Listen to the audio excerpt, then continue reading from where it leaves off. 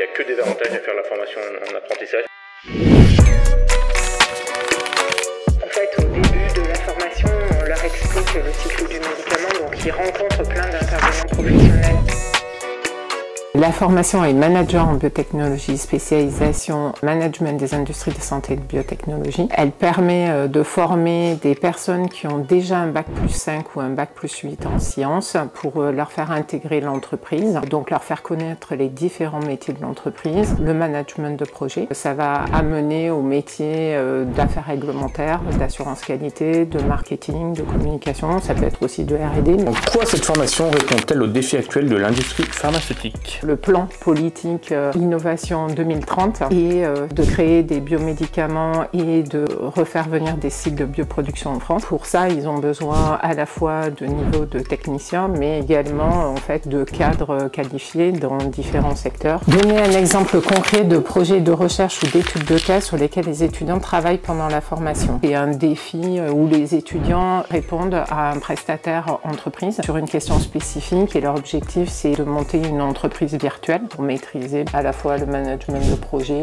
refaire les liens avec les départements de l'entreprise. On s'était tous répartis justement pour faire fonctionner cette entreprise virtuelle et avoir le meilleur étude de cas possible. Et c'était un dispositif médical, le DM, qui avait beaucoup bougé, en plus la réglementation qui avait changé quelques années avant. Donc ça avait été assez intéressant à faire. Et puis le but était vraiment d'avoir presque une entreprise qui pouvait presque être montée si on avait des éléments financiers derrière qui arrivaient. C'est ce qu'on appelle parfois des juniors entreprises. En fait, au début de la formation, on leur explique le cycle du médicament, donc ils rencontrent plein d'intervenants professionnels, donc en fait ils leur expliquent leur métier, comment ils travaillent avec qui, dans quel département, etc. Et ensuite seulement, finalement, eux vont devoir l'appliquer dans un cas très spécifique. Donc l'idée c'est une mise en situation très concrète de ce qui va se passer après en entreprise. En quoi est-ce un avantage de faire cette formation en apprentissage? C'est évidemment un avantage financier puisqu'on ne paye pas la formation et qu'on est payé, ça permet de pouvoir la faire. La reconversion, c'est quand même très important. Le fait qu'on soit tout de suite dans le bain de l'entreprise, c'est pas un stage, on est vraiment embauché, donc il y a une vraie mission qui, on sait, est